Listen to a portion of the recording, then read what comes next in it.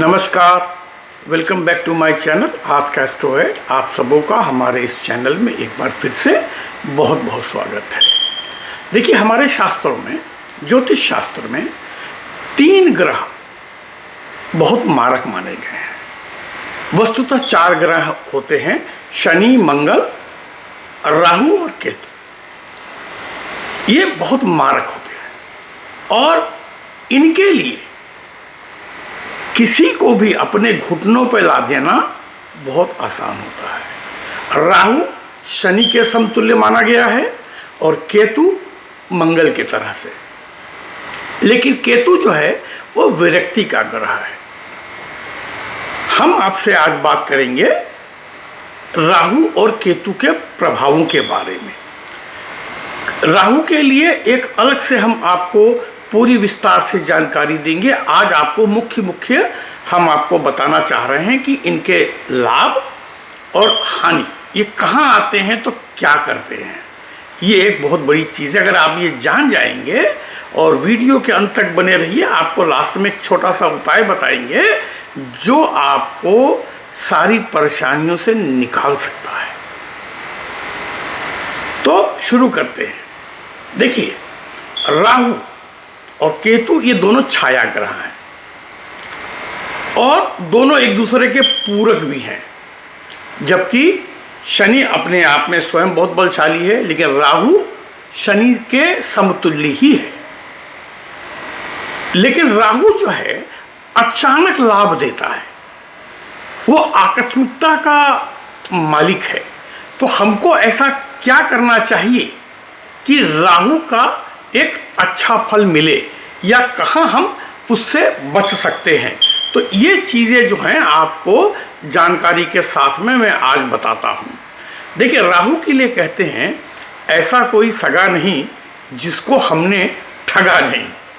ये कानपुर के ठग्गू के लड्डू जो उनकी जो टैगलाइन है, ये राहु पे बड़ी फिट बैठती है कि अगर ये आपको आकस्मिक देता है और आकस्मिक ये ले भी जाता है। इसीलिए अकाल मृत्यु, आकस्मिक दुर्घटनाएं, लॉटरी की प्राप्ति, ये सब राहु के हाथ में है। अब ये किसके साथ में क्या आएगा, तो क्या करेगा। देखो, अगर चंद्रमा के साथ में राहु की युति बनती है तो आपके मन का चैन सब उड़ जाएगा। आपको हर पल बेचैनी रहेगी, उलझन सी रहेगी, दिक्कत रहेगी, किसी चीज़ में मन नहीं लगता है और जो काम करें आपको तसल्ली नहीं होती है। लेकिन यही राहु अगर मंगल के साथ में आ जाए तो आपके भीतर में गुस्से की ज्वाला भड़केगी, हर चीज़ में गुस्सा। आप देख लीजिएगा, जो लोग बहुत गुस्सैल होते हैं, बात बात पे भड़कते हैं, आप देखेंगे तो उनकी कुंडली में राहु और मंगल की युति बनती होगी हर हालत में। तो आदमी गुस्से से जलता रहता है। अगर राहु बुध के साथ में आ जाए तो बुध के साथ में आ जाएगा तो आपकी बुद्धि एकदम पवन के तरह हो जाएगी। हर चीज़ आपको यूँ समझ में आ जाएगी और आप जीवन में बहुत ऊंचाई तक जा सकते हैं।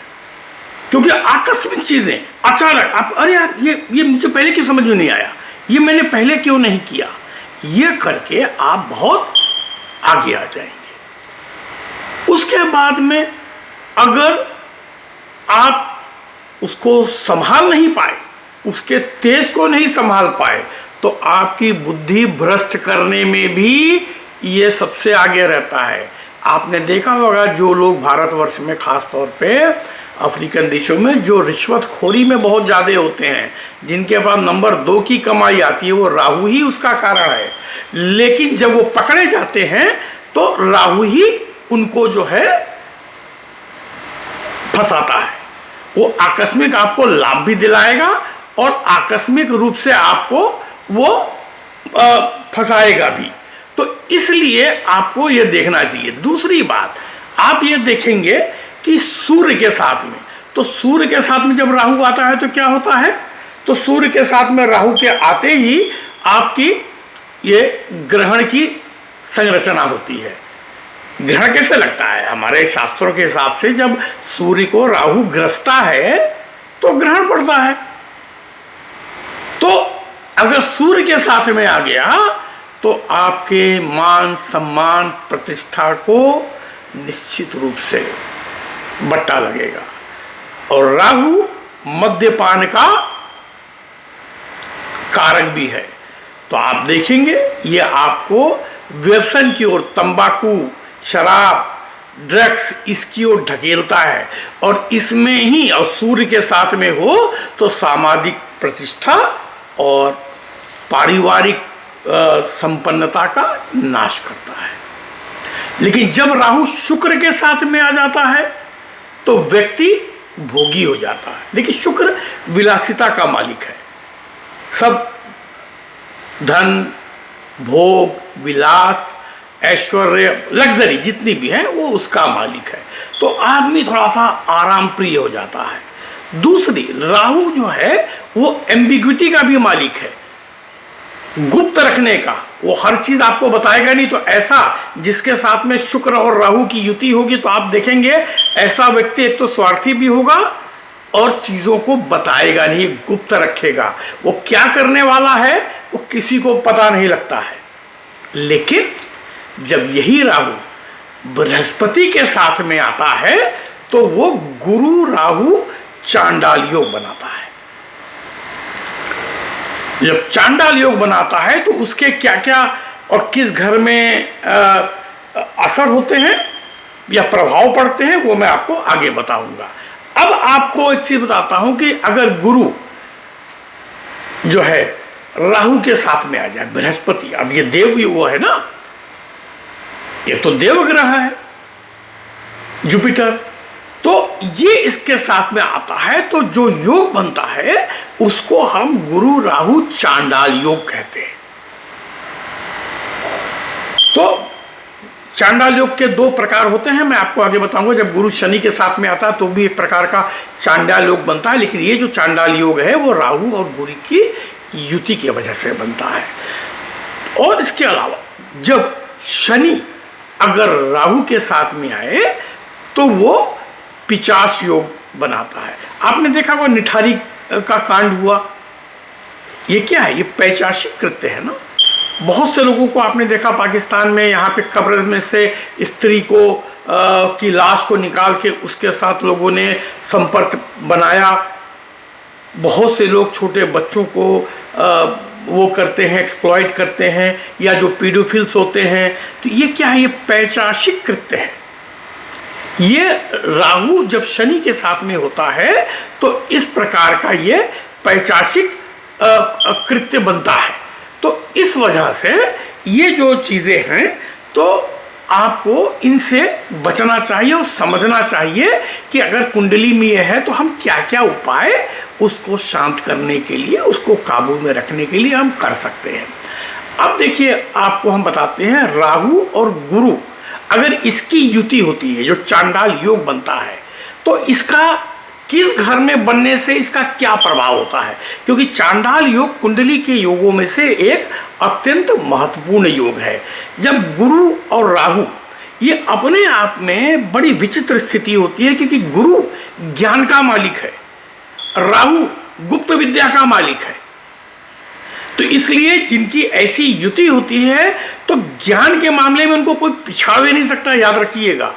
लेकिन ये अधिकतर लोग, इस प्रकार के लोग तंत्र शास्त्र में, ज्योतिष शास्त्र में और न्यूक्लियर साइंटिस्ट के क्षेत्र में या खोज के क्षेत्र में ये लोग बड़े आगे रखते हैं। क्योंकि 95% लोगों की कुंडली में गुरु और राहु की युति अगर अपने आप में हो और ये जो है उसको इस प्रकार का फल देते हैं, ज्ञान रहेगा लेकिन ज्ञान के ऊपर में गधे का सिर बैठा रहेगा। अब ऐसा जो व्यक्ति होता है उसको किसी चीज पर विश्वास नहीं होता है। वो रोज अपना घर बदलता रहता है या बात बदलता है। जो कहेगा वो करेगा नहीं, जो करेगा वो बताएगा नहीं।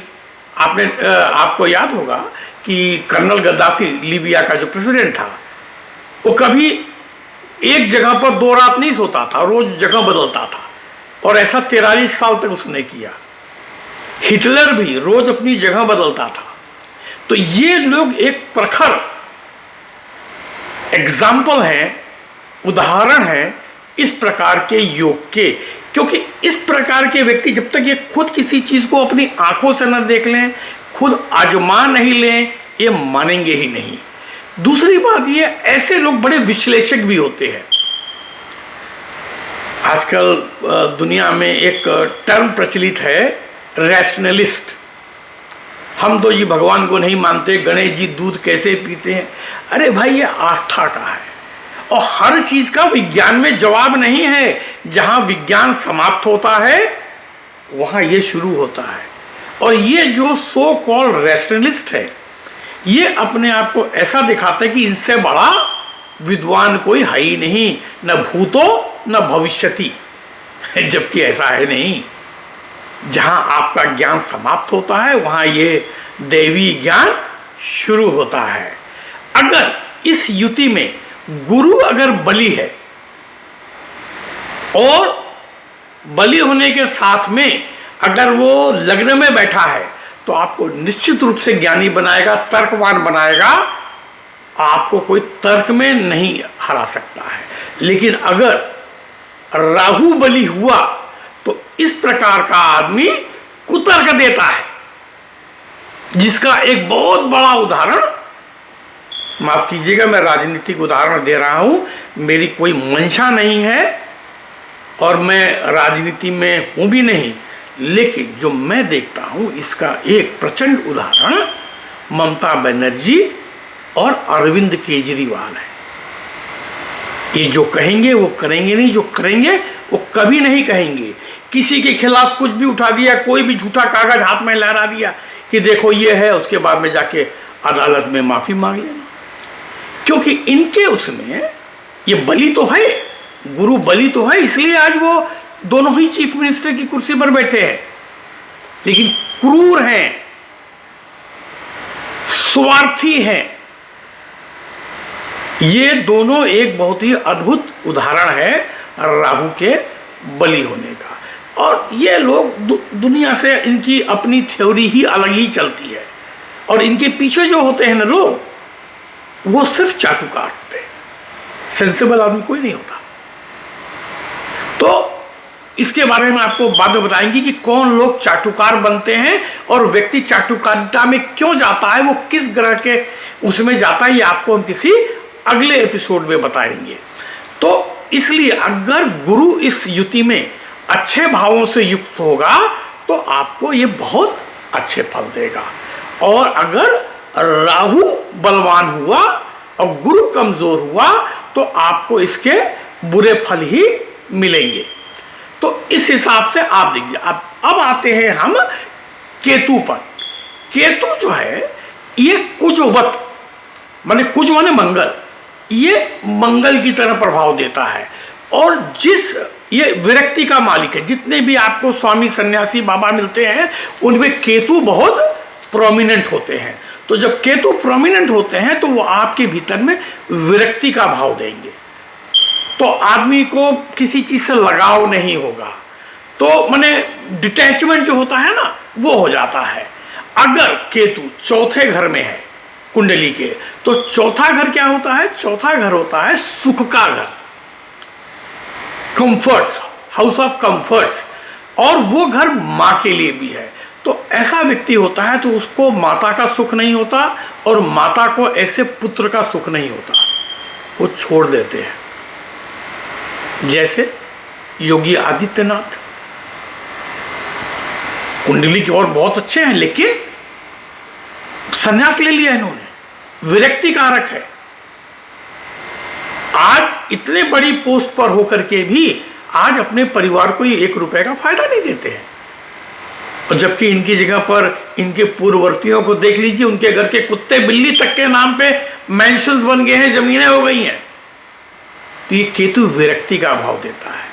अगर केतु पंचम भाव में होगा जो संतान का घर है, तो वो शिक्षा, प्रेम, इनसे थोड़ा सा दूर रहेगा, अपने बच्चों से भी उसकी नहीं बनेगी और थोड़ा सा विरक्ति के भाव में रहेगा, या बच्चे उनको नहीं पसंद करेंगे।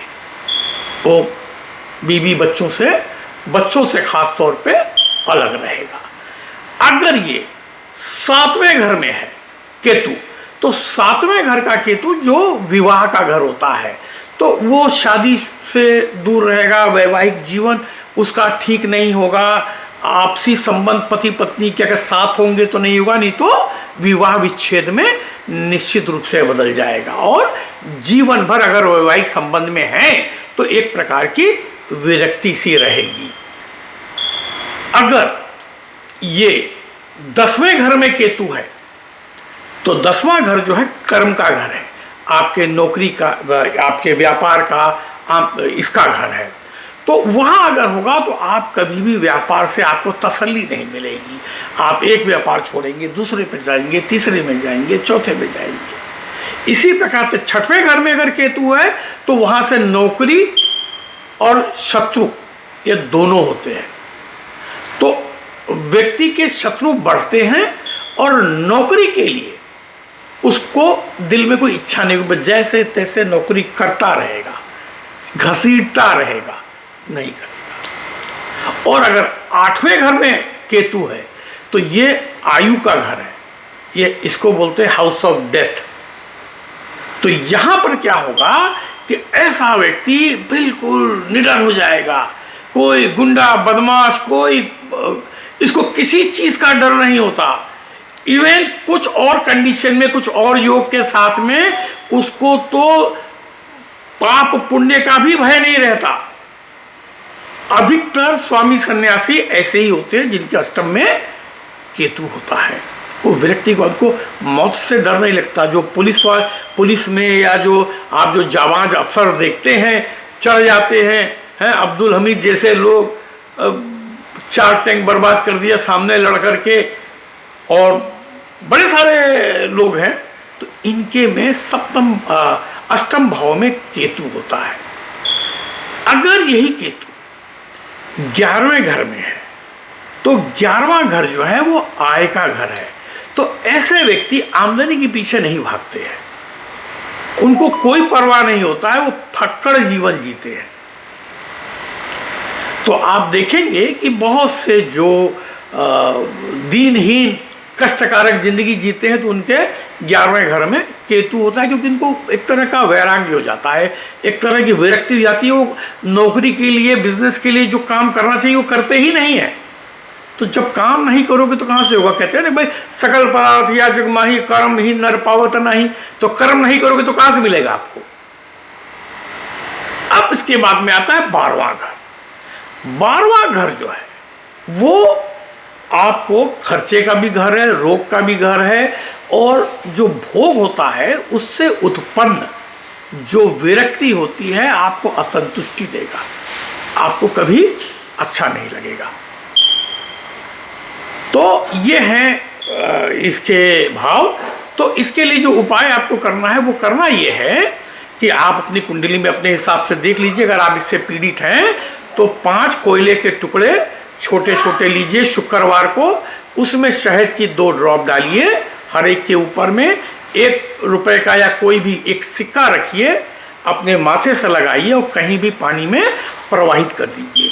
जिनके वहाँ बीमारी चल रही है वो एक नारियल शुक्रवार को लेके अपने सिर के ऊपर से 3 बार घुमा करके जलते पानी में, बहते पानी में प्रवाहित करते हैं, ये चीज़ें ठीक हो जाएंगी। तो इनको आजमा के देखिए। मिलते हैं बहुत जल्दी किसी एक और एपिसोड में। तब तक सुखी रहिए, स्वस्थ रहिए। नमस्कार।